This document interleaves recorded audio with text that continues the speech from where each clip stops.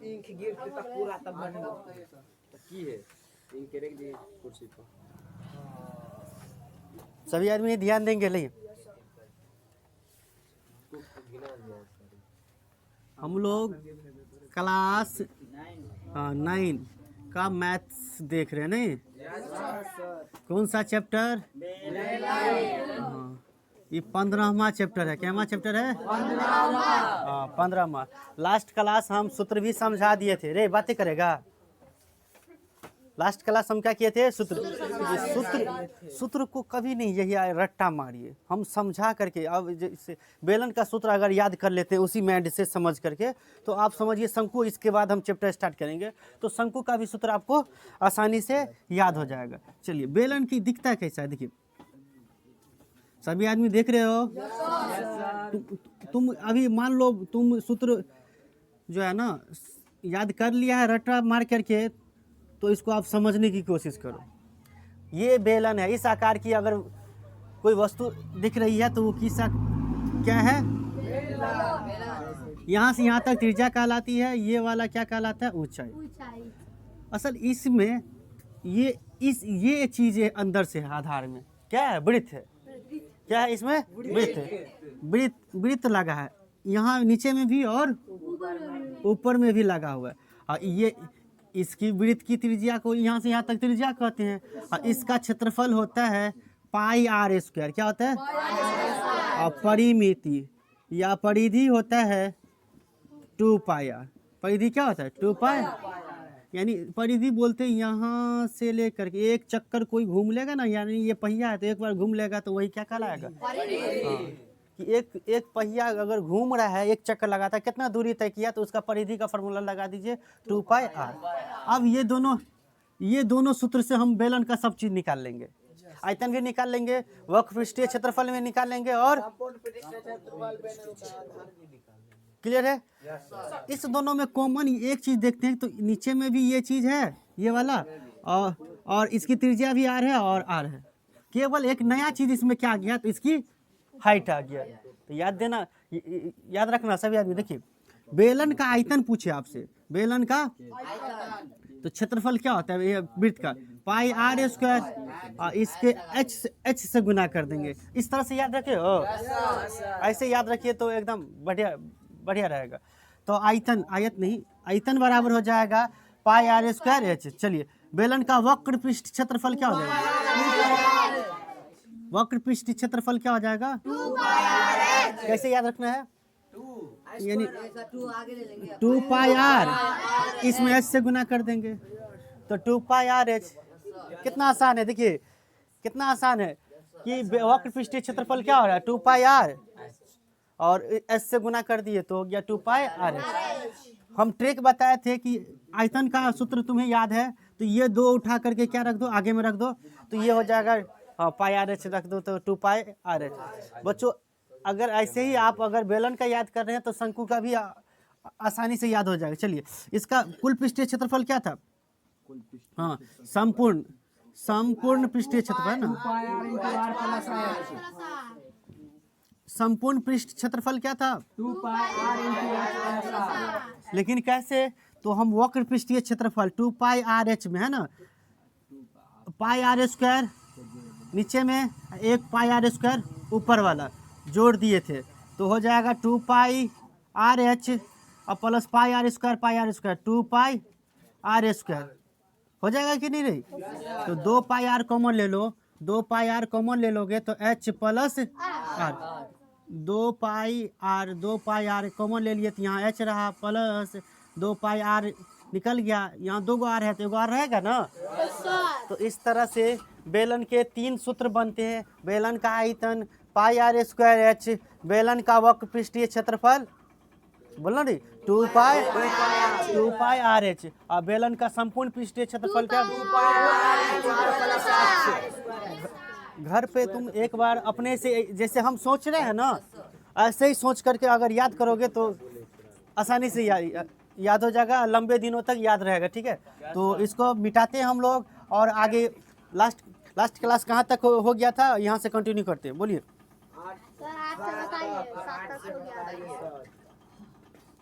7 तक बता दिए थे, 8 नंबर क्वेश्चन होना है, ठीक है ना। चलिए पढ़िए 8 नंबर क्वेश्चन क्या कह रहा है। एक पाइप के आंतरिक अनुपात लंबाई 100 सेंटीमीटर है। इस पाइप की 10 मीटर लंबाई में कितना पानी समाएगा?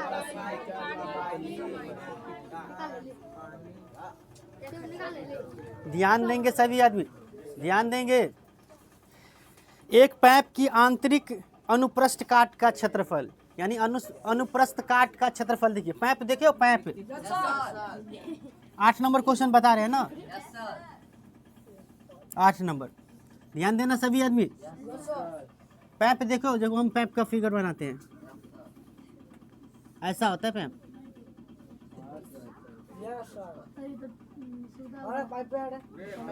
माना कि मान रहे, सही नहीं हुआ था। देखिए पाइप की लंबाई तो दे दिया, पाइप की लंबाई 10 मीटर है। पाइप की लंबाई 10 मीटर है और ये सेंटीमीटर में है, तो इसको मीटर को सेंटीमीटर में बदल लो तो 10 में या 100 से गुना करोगे तो कितने हो जाएगा? 1000 सेंटीमीटर हो जाएगा। कैसे आया 1000 में? समझा दिया आप लोगों को, समझा कि नहीं? 1000 सेंटीमीटर लंबाई दे दिया है, यानी पाइप की लंबाई ही क्या हो जाएगा? h हो जाएगा। ध्यान देना। ये एक और है अनुप्रस्थ काट का क्षेत्रफल। ये अनुप्रस्थ यानी अगर इसको खड़ा कर देंगे तो आपको जो आधार का क्षेत्रफल होता है ना, वही चीज़ क्या दे दिया? अनुप्रस्थ काट का क्षेत्रफल। यहाँ से हम त्रिज्या निकाल लेंगे, तो निकालते हैं। जो दिया है, चूंकि दिया है, क्या दिया है? पाइप की अनुप्रस्थ काट का क्षेत्रफल। अनुप्रस्थ काट का है ना, काट का क्षेत्रफल कितना दे दिया? बता दे, क्या दिया है? अनुप्रस्थ काट का क्षेत्रफल कितना दे दिया? 100 सेंटीमीटर स्क्वायर। यहाँ से त्रिज्या निकालोगे, यहाँ से त्रिज्या निकालोगे तो क्या हो जाएगा? अनुप्रस्थ काट का क्षेत्रफल होता है पाई r स्क्वायर बराबर कितने? 100। तो r स्क्वायर बराबर कितने हो जाएगा? r स्क्वायर बराबर 100 बट्टा पाई। अब यही हम मान पुट करेंगे, ठीक है। अब यहाँ पे देख रहे हैं, अगर स्क्वायर लगाएंगे तो इसमें से तो क्या निकल जाएगा? 100 में से तो 10 निकल जाएगा, लेकिन पाई रूट में चला जाएगा। हम देख रहे हैं आगे ये कि पाइप में कितना पानी आएगा, तो हम देख रहे हैं कि इसमें आयतन की निकालना पड़ेगा। याद कीजिए, एक क्वेश्चन हम ऐसा किए थे हम पीछे भी, कि r स्क्वायर ही लेकर के चले थे। अब ये पाइप में कितना पानी आएगा तो आप क्या कर दीजिए? बेलन का आयतन का फार्मूला निकाल दीजिए। यानी इस पाइप में जितना पानी आएगा वो क्या होगा? बेलन का आयतन होगा। तो हम क्या निकालेंगे? इसीलिए पाइप का आयतन, पाइप का आयतन, ध्यान देना सभी आदमी। पाइप का आयतन या बेलन का आयतन क्या होता है? पाई r स्क्वायर h। पाई का मान नहीं पुट करेंगे, r स्क्वायर के जगह पे कितने? 100 बट्टा पाई गुने h के जगह पे कितना? h के जगह पे कितना हो जाएगा? 1000 सेंटीमीटर। h के जगह पे, हाँ यहाँ पे लिए थे ना, यहाँ पे लिख लीजिएगा। h बराबर था पहले दिया हुआ 10 मीटर। इस मीटर को 10 में हम कितना से गुना किए थे? 100 से, तो 1000 सेंटीमीटर आया है। तो 1000 सेंटीमीटर। पाई से आपको पाई कट गया तो कितने हो गया? 1 पर क्या को 0? 1 2 3 4 5 को 0। अब इसको हमको किस में चेंज करना है? 5 को ना रे, 1 2 3 4 5 सेंटीमीटर क्यूब। अब इसे लीटर में चेंज कीजिए। देखिए आंसर किस में दिया है? लीटर में। 1 लीटर, 10 लीटर, 100 लीटर, हाँ 1000 लीटर, 50 लीटर। तो इसको लीटर में चेंज करोगे कैसे? बताओ कि 1 लीटर बराबर कितना सेंटीमीटर क्यूब होता है? कितना होगा? हाँ 1000 हो जाएगा। 1 लीटर बराबर कितने हो जाएगा? चूंकि आप यहाँ पे देख लीजिए, यहाँ पर हम बता देते हैं। यहाँ चूंकि 1 लीटर है ना, ये लीटर का चिन्ह है। 1 लीटर बराबर 1000 सेंटीमीटर क्यूब है ना। कितना सेंटीमीटर क्यूब? यानी ऐसे समझ लीजिए, इसको ऐसे भी बोल सकते हैं कि नहीं, कि 1000 सेंटीमीटर क्यूब बराबर 1 लीटर का 1 लीटर। यहाँ पे कितने हैं? तो यहाँ पे देखिए ये इतना 3 को 0 चला जाएगा लीटर में बदलने में, तो इस 100 और लीटर हो जाएगा, नहीं हो जाएगा? हो जाएगा कि नहीं? यानी हम इसमें कितना से गुना कर देंगे, यानी इतना में क्या हो जाएगा। अब इसको तुम इसमें केवल 100 से भागा दे दो, क्या करो, 100 से नहीं 1000 से, चूंकि 1000 सेंटीमीटर क्यूब बराबर 1 लीटर होता है, तो इसमें भागा दे देंगे कितना से, 1000 से, तो किस में बदल जाएगा, लीटर में। और 3 को 0 से 3 को 0 कट गया, तो इस तरह से क्या हो गया, 100 लीटर। आंसर मिल रहा है, देखिए तो ऑप्शन कितना, 3। ये ऑब्जेक्टिव क्वेश्चन था, इनको ऐसे बनाते। इसको नोट कीजिए। हाँ, अभी पॉज कर दीजिए। चलिए अब हम लोग 9 नंबर क्वेश्चन देखते हैं। ये आखिरी ऑब्जेक्टिव क्वेश्चन है, और 9 नंबर क्वेश्चन ध्यान से समझिए, बहुत लंबा क्वेश्चन है। और इसको कैसे समझोगे कि बेलन के अंदर में फिर से एक और नया बेलन डाला गया है, तो इसमें कैसे अनुपात निकालेंगे, ध्यान देना है सभी आदमी को। 9 नंबर क्वेश्चन देखिए, एक बेलनाकार बर्तन है। बेलनाकार का क्या है, बर्तन। ध्यान दे रहे,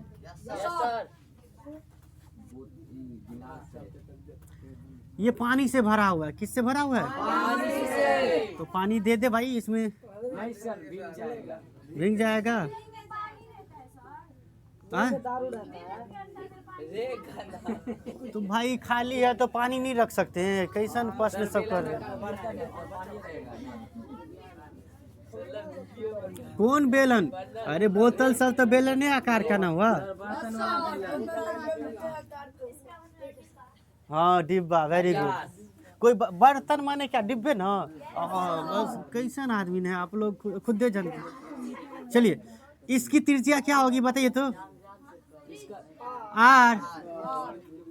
ध्यान नहीं दी, कैसे कर रहे हैं भाई।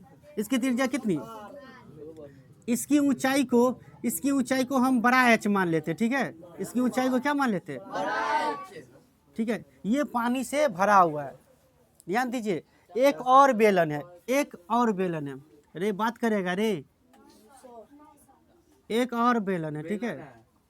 और ये बेलन क्या है, तो ये बेलन क्या है, ठोस बेलन है। ये पानी से भरा नहीं है, यानी ये ठोस बेलन है, यानी लकड़ी सब नहीं देखे हो जिस तरह से। ये ठोस बेलन है, ये खाली नहीं है, यानी ठोस है। हाँ ठोस है।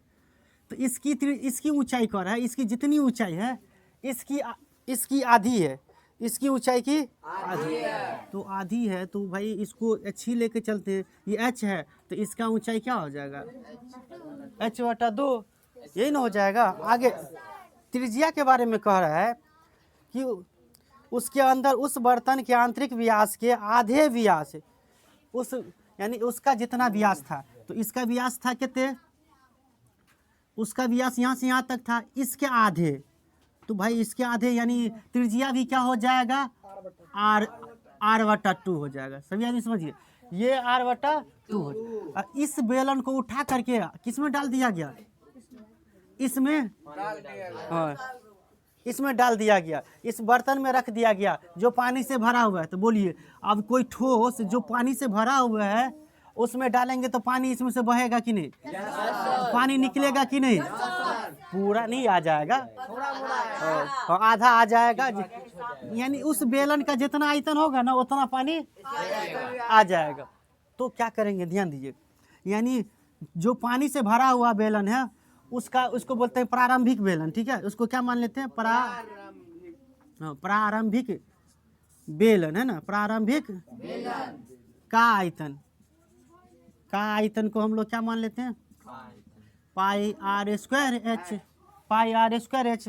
अरे बेलने है ना, पाई इसकी त्रिज्या r है और ऊंचाई क्या है h। लेकिन अरे ये ठोस बेलन जो है ना, ठोस बेलन को हम लोग क्या कहेंगे, आरंभ में बर्तन में बचे हुए पानी की मात्रा, तो ये हो गया आरंभिक की। तो इसको कह दो ठोस बेलन, क्या लिख लेते हैं, ठोस बेलन है ना। ठोस बेलन का का आयतन, ध्यान देना सभी आदमी। पाई आर के जगह पे लिखिए r/2 का होल स्क्वायर और गुने h के जगह पे h/2, ध्यान देना। तो क्या हो जाएगा, पाई r²/4 गुने h/2 गुना कर दोगे ऊपर में तो पाई r² h/8 ये रहा। अब क्या कर रहा है, तो इसमें से पानी कितना निकला है, सोचने वाली बात है, ध्यान दे। यहीं पे जो बच्चे सीखने वाले होंगे सच में सीख करके जाएंगे कि ये क्वेश्चन एग्जाम में पूछा जा सकता है, ठीक है। यानी इसमें इतना आयतन है, पानी भरल है, ये इस ठोस का आयतन इतना है, तो पानी कितना निकला होगा। तो इसमें इसके आयतन में से हम क्या करेंगे, इसके आयतन को घटा देंगे, तो घटाएंगे। तो प्रारंभिक बेलन में बचे पानी का आयतन, यानी शेष बचे पानी का आयतन लिख देते हैं। शेष बचे पानी का आयतन है ना, पानी आयतन। तो क्या करोगे, ये प्रारंभिक बेलन का आयतन क्या था, जगह नहीं है इधर, पाई r² h में से घटा दोगे क्या, ये पाई r² h/8, इनके नीचे में कुछ नहीं तो एक भिन्न जोड़ करते हैं, भिन्न घटाव करते हैं 8, तो ये हो जाएगा कितने, 8 से चला जाएगा 8 पाई r² h माइनस, ये 8 से 8 कट जाएगा तो पाई r² h, तो 8 में से पाई घटेगा तो 7 पाई r² h/8, यानी इतना पानी निकला, इतना पानी निकला नहीं पानी निकला नहीं, यानी इतना पानी इस बर्तन में रह गया, इस बर्तन में रह गया। पानी तो इतना निकला होगा जितना इस बेलन का आयतन रहा है, उतना ही पानी निकला होगा। आप देखिए अनुपात किस सब का निकालना है, इधर जगह है, वीडियो में दिख रहा है ये।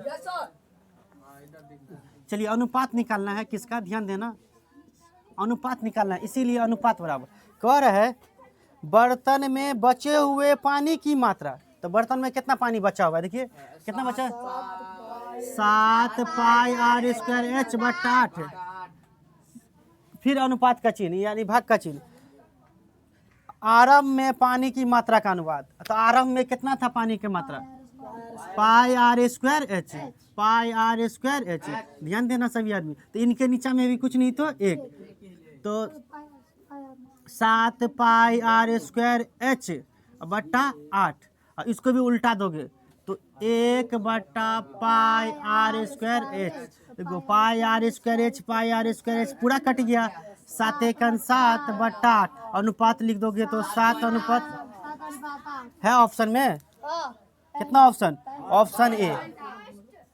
तो इस तरह से ये क्वेश्चन बनता, और ये क्वेश्चन बहुत इंपॉर्टेंट क्वेश्चन था, सभी आदमी को समझ में आ गया। चलिए नोट कर लेंगे, और जो वीडियो देख रहे हैं भाई आप क्लास 9th के स्टूडेंट हैं तो ज़रूर बताइए, और आप कमेंट में लिखिए सर इसी तरह का वीडियो हमें और चाहिए, और इसी तरह बनाते रहिए जो क्लास में बताते हैं। चलिए धन्यवाद।